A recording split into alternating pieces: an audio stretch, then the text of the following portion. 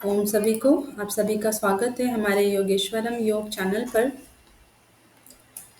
आज का वीडियो हमारे पीवाईक्यू पे आधारित है, जो कि हम जनवरी 2025 का पीवाईक्यू कर रहे थे। तो अभी तक हमने 50 प्रश्न जो है वो कर लिए हैं। तो आगे हम आज करेंगे प्रश्न नंबर 51 देखते हैं। तो इसके पहले आप लोग वीडियो को लाइक, शेयर और सब्सक्राइब कर दें। तो शुरू करते हैं। आज का प्रश्न हमारा है, मौखिक शिक्षण में क्या आवश्यक है। मौखिक शिक्षण की अगर बात करें तो फिर जो गुरुकुल एजुकेशन पे जो आधारित जो शिक्षा थी, गुरुकुल शिक्षा पद्धति पे आधारित थी, वो मौखिक थी। यानी कि गुरु बोलता और शिष्य जो है उसको सुन करके याद करते थे, ठीक है, याद रखते थे। तो उसके लिए सबसे ज़्यादा ज़रूरी अगर हम देखें तो ये ऑप्शन आपके यहाँ पे 5 दिए हैं। अवलोकन शिक्षण विधि, नहीं, ये नहीं होगा। सस्वर पाठ, हाँ, सस्वर पाठ जो है वो ज़रूरी है। जब तक स्पष्टता, क्लियरिटी नहीं आएगी, है ना, जो गुरु बोल रहा है वो क्लियर नहीं होगा, तो फिर स्टूडेंट उसको कैसे याद करेंगे, तो फिर वो गलत ही याद कर लेंगे। इसीलिए सस्वर पाठ होना चाहिए, यानी कि क्लियरिटी होनी चाहिए। दूसरा है स्मरण शक्ति में संवर्धन। अगर हमारी मेमोरी अच्छी होगी तभी तो हम सुना हुआ याद रखेंगे, है ना। तो इसीलिए स्मरण शक्ति में संवर्धन, यहाँ पे ये 2 ऑप्शन आपके करेक्ट होंगे, बी एंड सी। अगला प्रश्न है कि छोटी आंत के प्रथम भाग की भित्ति में किस प्रकार के अल्सर होते हैं।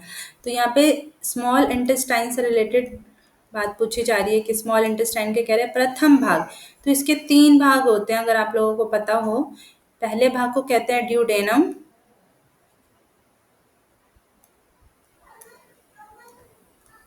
दूसरे को कहते हैं हम ज्यूजेनम, और तीसरे को कहते हैं इलियम,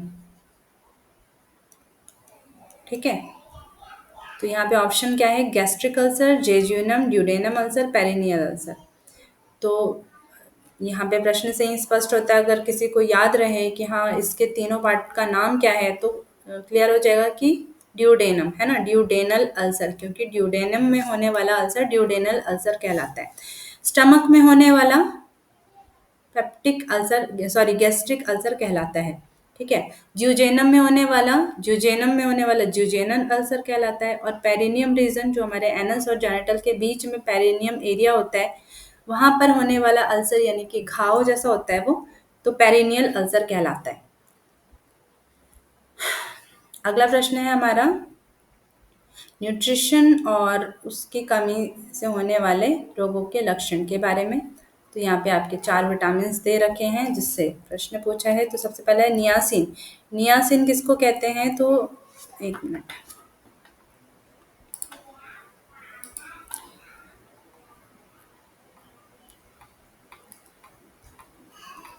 नियासिन जो है आपके विटामिन 3 को कहा जाता है, ठीक है। विटामिन 3 को क्या कहते हैं हम, नियासिन कहते हैं। इसकी कमी से होने वाला रोग है आपका पेलेग्रा नाम का डिजीज होता है। अब इसके 3 लक्षण है, इसलिए इसको 3 डीज से इंडिकेट करते हैं, डर्मेटाइटिस, डायरिया और डिमेंशिया, यानी कि मानसिक भ्रम, स्मृति समाप्त हो जाना, ये सारे इसके लक्षण हैं। तो इसके अनुसार अगर ऑप्शन देखें तो अतिसार, मनोभ्रंश, त्वचा, डर्मेटाइटिस, ये इसका करेक्ट आंसर होगा, यानी कि ए का 4, सेकंड वाला ऑप्शन, है ना। बी है स्कॉर्बिक एसिड, यानी कि विटामिन सी। और विटामिन सी के कमी से स्कर्वी नाम की डिजीज हो जाती है, ठीक है। स्कर्वी क्या होता है कि मसूड़ों से, मुख्य रूप से मसूड़ों से खून निकलना, रक्तस्राव, है ना, घाव नहीं भरना, थकावट, कमजोरी, त्वचा पर नीले धब्बे पड़ जाते हैं। तो इसका ऑप्शन फर्स्ट करेक्ट होगा, अधासत्व रक्तस्राव, यानी कि गम से हमारे ब्लड निकलने लगता है। तीसरा है मैग्नीशियम, ठीक है। मैग्नीशियम की कमी से मुख्य रूप से, मैग्नीशियम जो है वो मतलब कि कोई रोग नहीं है, इसकी कमी से होने वाला कोई रोग नहीं, बल्कि कुछ समस्याएं हैं जो होती हैं, जैसे कि मसल्स क्रैम्प होना, जिसको हम टिटैनी कहते हैं, है ना। टिटैनी क्यों होता है, तो कैल्शियम की कमी से और मैग्नीशियम की कमी से टिटैनी होता है, ठीक है। और क्या होता है मैग्नीशियम की कमी से, कि हमारा हार्ट बीट जो है इरेगुलर हो जाता है, एरिथेमिया कहते हैं इसको, है ना। चिड़चिड़ाहट, तंत्रिका तंत्र में भी गड़बड़ी हो जाती है। तो इसमें टिटैनी जो डिजीज होता है, मुख्य रूप से इसमें क्या होता है, मसल्स क्रैम्प होना, ऐंठन होना, है ना। तो स्कॉर्बिक एसिड का क्या हो जाएगा आपका, सॉरी, मैग्नीशियम का टिटैनी। लास्ट बचा थियामिन, ये आपका विटामिन B1 होता है, जिसकी कमी से बेरी बेरी नाम का डिजीज होता है।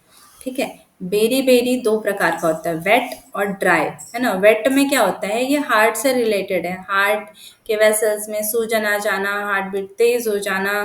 ठीक है, ड्राई में क्या होता है, हमारे नर्व से रिलेटेड है, तंत्रिका तंत्र पर असर पड़ता है, वो कमजोर हो जाते हैं, चलने में भी परेशानी होती है।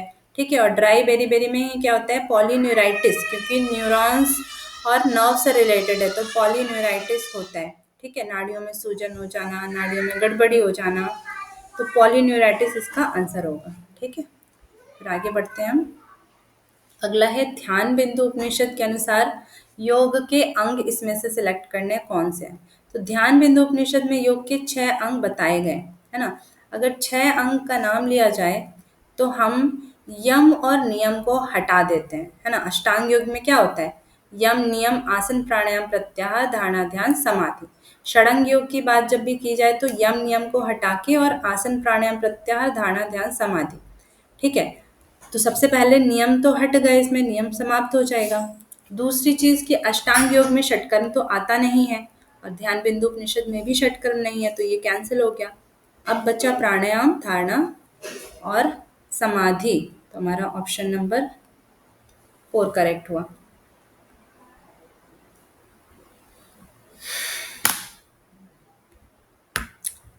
आगे बढ़ते हैं, कहते हैं हठ प्रदीपिका के अनुसार स्वास्थ्य विरोधी यानी कि अपथ्य भोजन जो है उनको सीरीज में लगाना है। तो दे रखा है हींग, हरी शाक, दही, लहसुन और सरसों, इनको सीरीज में लगाना है। तो इनको सीरीज में लगाने के लिए तो पहले आपको ये श्लोक याद होना चाहिए। कट्व अम्ल तीक्ष्ण लवण उष्ण हरित शाकम सौवीर तैल तिल सर्षप मध्य मत्स्यान अजादि मांस दधि तक्र कुलथ कोल पिण्याग हिंगु लशुनाद्यम अपथ्यमाहुः, यानी कि क्या है, कटु, कड़वा, तीखा, खट्टा, नमकीन भोजन, हरी शाक, ठीक है, तीक्ष्ण भोजन, खट्टी भाजी, तेल तिल सरसों, मदिरा, मछली, बकरे का मांस, दही, छाछ, कुल्थी, कोल, खल्ली, हींग, लहसुन, फिर से गर्म किया भोजन, ये सब क्या है, अपत्य कारक है। तो इसमें देखिए तो जो ऑप्शन में है उसके अकॉर्डिंग सबसे पहले हरी शाक आता है, हरी शाक, फिर सरसों, फिर दही, फिर हींग, फिर लहसुन, तो ये ऑप्शन करेक्ट होगा, है ना। हरी शाक पहले हो जाएगा, फिर सरसों, फिर दही, फिर हींग, फिर लहसुन, है ना। तो ऑप्शन नंबर हमारा सेकंड करेक्ट होता है। आगे बढ़ते हैं, योग सूत्र में कहते हैं कि वितर्क के कितने प्रकार हैं। ठीक है, वितर्क के कितने प्रकार है, तो वितर्क की बात भाई कहाँ पे की गई है, अपने योग सूत्र के तीसरे पाद के 34वें सूत्र में किया गया है। कहते हैं कि वितर्का हिंसा दया कृतकारिता अनुमोदिता लोभ क्रोध मोह पूर्वका मृदु मध्य अधिमात्रा दुख अज्ञान अनंत फला इति प्रतिपक्ष भावनम। हमें क्या करना चाहिए, इसके लिए प्रतिपक्ष भावना करनी चाहिए। ठीक है, अगर हम मतलब अगर हम वितर्क जो है यानी कि हिंसा, असत्य भाषण, परिग्रह आदि जो भी ऐसे कर्म करते हैं, गलत कर्म करते हैं, ठीक है, तो उससे हमें क्या करना चाहिए, प्रतिपक्ष भावना रखनी चाहिए, उस पर विचार करो, उसको नहीं करो। तो वितर्क कहते हैं कृतकारित अनुमोदित, है ना, स्वयं किए जाने वाला कृत होता है, जो दूसरों से करवाया उसको कारित कहते हैं, और अनुमोदित का मतलब कि जिसको हम बढ़ावा देते हैं, मतलब कि मना भी नहीं करते, अगर किसी ने किया तो उसको मना भी नहीं करते, तो अनुमोदित। तो 3 प्रकार के वितर्क कहे गए हैं। अब ये 3 प्रकार के वितर्क क्यों होते हैं, लोभ क्रोध मोह पूर्व का कारण क्या है, इसका लोभ है, क्रोध है, और दूसरे के मोह में पड़ करके भी हम करते हैं। ठीक है, तो अब ये जो वितर्क है कुछ तो मृदु होता है, कुछ मध्यम होता है, कुछ अधिमात्र, ये भी 3 प्रकार का है। ठीक है, और क्या देता है हमें, इसका फल क्या है, तो दुख और अज्ञान रूपी अनंत फल को देने वाला है। तो इसके विपरीत हमें क्या करना चाहिए, प्रतिपक्ष भावना करनी चाहिए। तो इसके अनुसार ये यहाँ पर हमारा ऑप्शन जो है सेकंड करेक्ट होता है कि 3 हमारे वितर्क है, कृत कारित अनुमोदित। अगला प्रश्न है हमारा कि जालंधर बंद और मूल बंद के साथ साथ अंतर और बहिर्कुंभक के साथ साथ नाड़ी शोधन प्राणायाम के अभ्यास की अनुशंसा करें, यानी कि किस में किया जाना चाहिए। नाड़ी शोधन प्राणायाम जिसमें कुंभक भी लगे, अंतर और बाह्य कुंभक दोनों लगे और बंद भी लगे, जालंधर और मूल बंद भी लगे, तो 4 ऑप्शन है। अर्श, कोलाइटिस, हृदय दाह, टॉन्सिलाइटिस। अर्श यानी कि पाइल्स कहते हैं हम, कोलाइटिस यानी कि हमारे लार्ज इंटेस्टाइन में इन्फ्लामेशन, हृदय दाह यानी कि हार्ट बर्निंग, और टॉन्सिलाइटिस।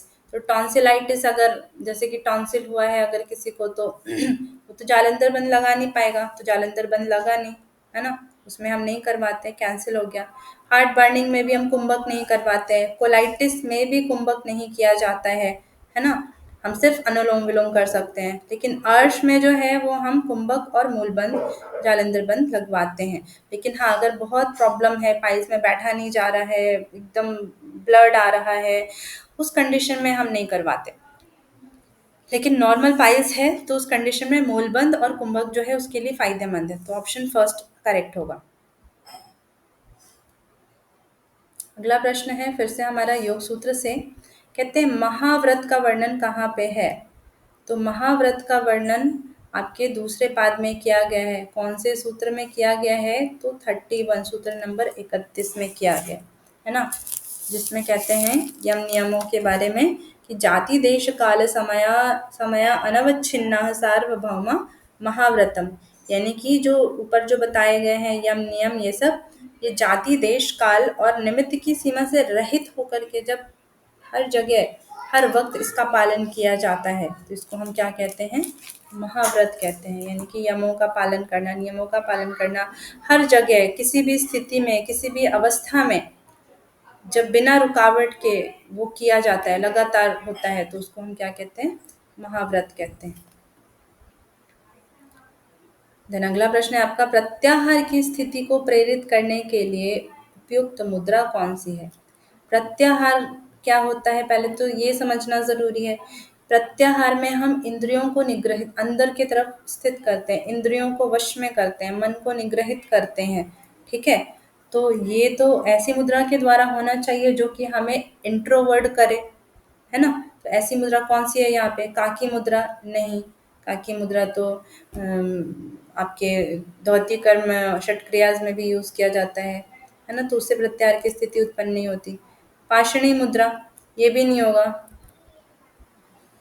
इस प्रकार से पाषणी मुद्रा की जाती है आपकी,